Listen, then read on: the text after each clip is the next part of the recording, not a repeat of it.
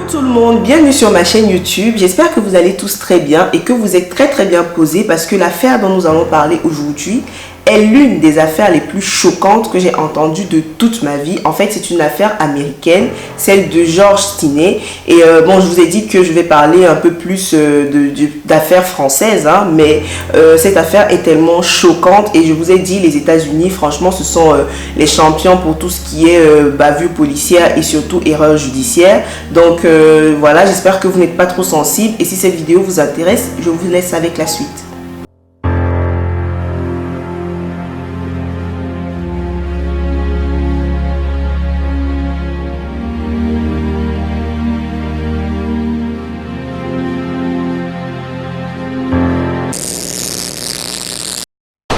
George Junius Stinney était un Afro-Américain qui est né le 21 octobre 1929 en Caroline du Sud aux États-Unis.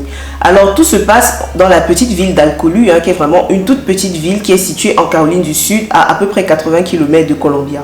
Le 24 mars 1944, dans l'après-midi, deux jeunes filles blanches nommées Betty June Beneker, âgée de 11 ans, et Mary Emma Thames, âgée de 8 ans, se promènent dans la ville et croisent sur leur chemin George justement qui passait par là.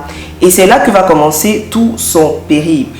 En fait, il a été désigné comme la dernière personne à avoir vu les deux jeunes filles en vie.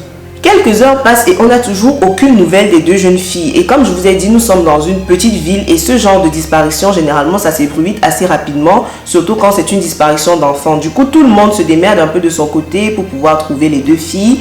Et finalement, ce n'est que le lendemain que des volontaires vont retrouver le corps des deux jeunes filles. Quand le corps des deux jeunes filles est retrouvé, en fait, c'est le choc total parce qu'on se rend vite compte qu'elles ont été torturées, qu'elles ont été frappées. Et d'ailleurs, elles ont été frappées à coups de barre de fer, hein, et la barre de fer a été laissée par le tueur sur l'arme du crime avant de s'enfuir. Donc en gros, le tueur, il a fini de les torturer, de les frapper. Je n'ai pas envie de donner plus de détails sur la façon dont il les a torturés, mais vous savez, ce sont des enfants, il n'en faut pas énormément pour les tuer, voilà. Donc elles ont été vraiment torturées, frappées et l'arme du crime a été retrouvée à côté de leur corps. Betty June présentait de sérieuses blessures à l'arrière de la tête et Mary Emma, elle présentait carrément 5 fractures au niveau du crâne. C'était vraiment une horreur. Quelques heures après avoir découvert le corps des deux jeunes filles, la police se rend chez George parce que en fait, des témoins disaient que c'est la dernière personne qu'on a vue avec les deux filles quand elles étaient en vie. Donc la police se rend chez George. Quand la police arrive chez George, en fait, sa petite sœur se cache immédiatement parce qu'elle est prise de panique, hein. Elle va se cacher dans le poulailler familial qui est juste derrière la maison. Et la police embarque George, le menotte et l'embarque au poste de police. Quand la police arrive avec George au poste de police, l'interrogatoire commence, on commence à lui poser des questions, ce qu'il sait de l'affaire et tout, du meurtre, etc. Et bien évidemment, il nie, il dit qu'il n'est pas du tout coupable. Et il faut savoir qu'en ce moment-là, il était seul, il n'avait absolument pas ses parents avec lui et aucun avocat. Donc c'était un enfant de 14 ans, il était absolument seul et voilà, il essayait de se défendre comme il pouvait. Sauf que bon, comme à leur habitude, la police a dit non, on a un enfant noir devant nous, assez vulnérable, etc., qui semble ne même pas comprendre ce qui se passe. Du coup, on va essayer un peu de lui tirer un peu quelques mots pour qu'il passe aux aveux. Et après avoir apparemment, ce qui se dit, c'est que la police aurait promis au jeune Stinney de lui offrir une crème glacée, hein, s'il passait aux aveux. Et du coup, l'enfant est passé aux aveux et ce sont ces aveux-là en fait qui vont qui vont servir de base pour tout ce qui va vivre par la suite. Mom, I want to see her right now. Okay, George, just as soon as you tell us what we want to hear, and it needs to be quick. You wouldn't want your ice cream to melt now, would you?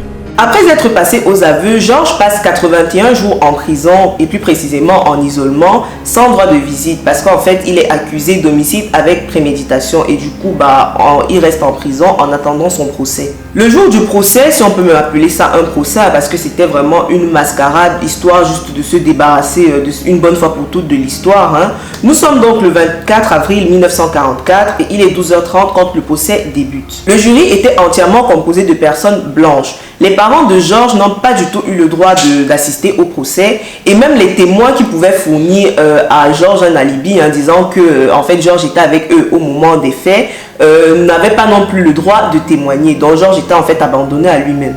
Après 10 minutes d'une délibération très expéditive, Georges est déclaré coupable et condamné à la mort par chaise électrique, un enfant de 14 ans. Il faut savoir qu'aucune preuve matérielle n'avait été fournie dans cette affaire condamnant Georges et surtout qu'il n'y avait aucune trace de l'ADN de Georges sur l'arme du crime ou même sur la scène du crime. Bon, après la condamnation de Georges, il y a eu plusieurs manifestations et plusieurs protestations contre la sentence qui a été donnée, mais il faut savoir que bon, ce qui était fait était déjà fait, la décision du jury avait déjà été prise, donc le juge avait déjà clos cette histoire, donc il avait été condamné et ça s'arrêtait là. Le 16 juin 1944, au soir, l'exécution de Georges commence. En fait, c'était dans une prison et les parents des petites filles qui étaient décédées étaient présentes au moment de l'exécution de Georges. En fait, Georges n'avait que 14 ans. Il était tellement petit qu'au moment d'aller dans la chambre d'exécution, il tenait à sa main une Bible qui allait en fait lui servir de siège rehausseur. Et généralement, on utilise un masque en fait pour cacher le visage de la personne qui est exécutée. Et même ce masque était trop grand pour la petite tête de Georges et c'est même tombé pendant son exécution. Et du coup, au moment de son exécution, tout le monde a vu son visage. 6 minutes après le début de son électrocution, Georges est déclaré mort.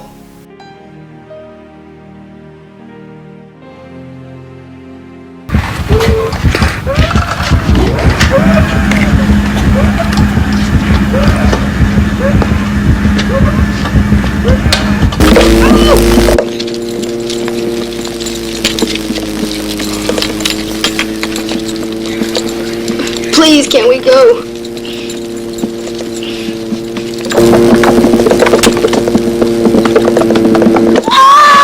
Vous allez sans doute me demander en quoi c'était une erreur judiciaire vu que c'était la dernière personne à avoir été vue avec les deux filles quand elles étaient en vie et peut-être c'est du coup lui le coupable. Sauf que comme je vous ai dit, il n'y avait absolument rien, aucune preuve matérielle qui avait été fournie qu'il y ait Georges de manière explicite ou même implicite franchement.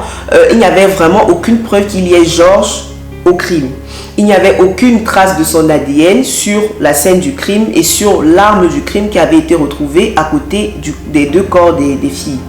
Et aussi, il n'a clairement pas eu droit à un procès équitable, surtout quand on pense à la grosse moquerie que représentait son procès et surtout le fait qu'au moment de son arrestation, en fait, il n'avait pas du tout le droit, il n'avait pas d'avocat, il n'y avait aucun adulte, bref, c'était un enfant de 14 ans qui était abandonné à lui-même.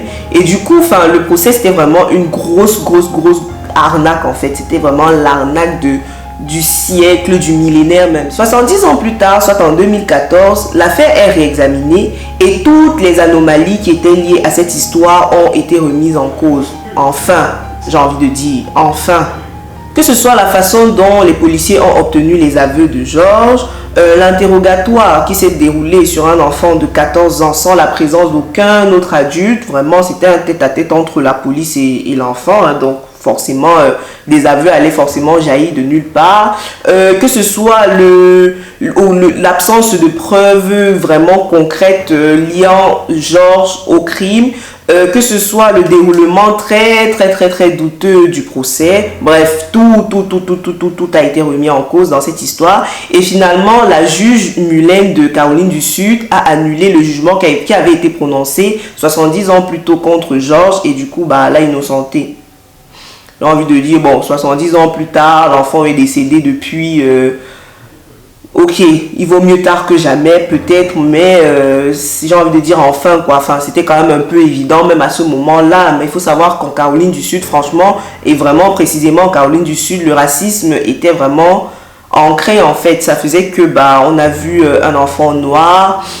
c'était vraiment la dernière personne qui avait été vue avec les deux filles. On a dit ok, on veut même pas savoir, on veut pas en savoir plus, allez, on va se débarrasser de lui. Et condamner quelqu'un à la peine de mort sans aucune preuve, c'était monnaie courante en fait. Dites-moi ce que vous pensez de cette histoire en commentaire parce que moi franchement cette affaire me choque, ça me choque et ça me révolte. Vous allez me dire c'était il y a 70 ans, il y a plus de 75 ans maintenant.